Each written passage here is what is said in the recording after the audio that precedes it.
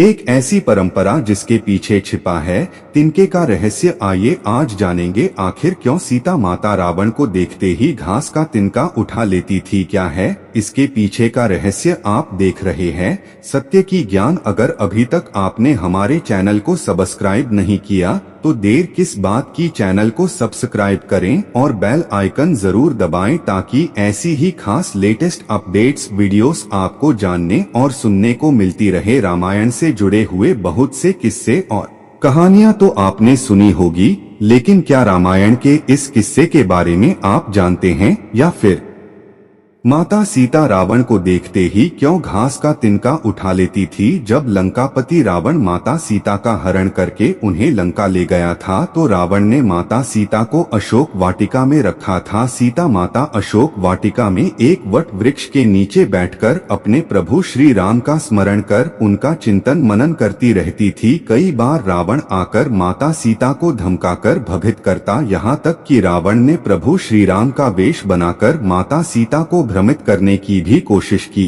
परंतु वह भी हर बार सफल नहीं हो पाया। रावण इन सब के बावजूद कहाँ हार मानने वाला था। एक दिन वह अशोक वाटिका में आया। उसने सीता माता से कहा कि मैं तुम्हारे समूह कर तुमसे सीधे संवाद करता हूँ और तुम मुझे न देखते तुसा घास का तिनका उठा लेती हो। तुम किस प्रकार की नारी हो? क्या तुम यह तिनका राम से ज्यादा प्यारा है? रावण के इन शब्दों को सुनकर सीता माँ कुछ नहीं बोली और उनके आंखों से अश्रुओं की धारा बह निकली। शायद वह उन पलों में खो गए थे जब वह श्री राम से विवाह कर अयोध्या नगरी आई थी। वधू होने के कारण उनका अयोध्या में खूब आदर सत्कार हुआ था।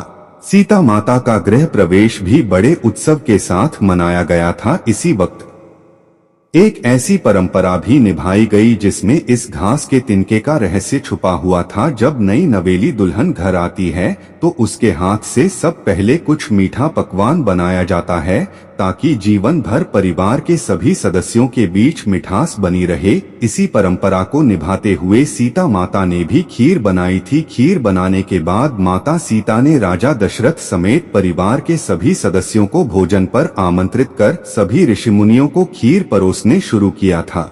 भोजन शुरू होने से पहले ही उसी वक्त तेज हवा का झोंका आया और एक तिनका राजा दशरथ की खीर में गिर गया। माता सीता ने खीर में तिनका गिरते देख लिया, लेकिन सीता माता के समक्ष दुविधा खड़ी हो गई कि वह आखिर में हाथ कैसे डालें। इस स्थिति में आकर माता सीता ने उस तिनके को घूर कर देखा। सीता माता की मात्र घूमने से ही वह तिनका जलकर भस्म हो गया। सीता जी ने यह देख संतुष्टि महसूस की कि उन्हें किसी ने नहीं देखा, परंतु उनके इस चमत्कार को राजा दशरथ ने देख लिया था। फिर खाने के बाद अपने कक्ष में जाकर सीता जी को कहते हैं, आज मैंने तुम्हारे द्वारा चमत्कार देखा।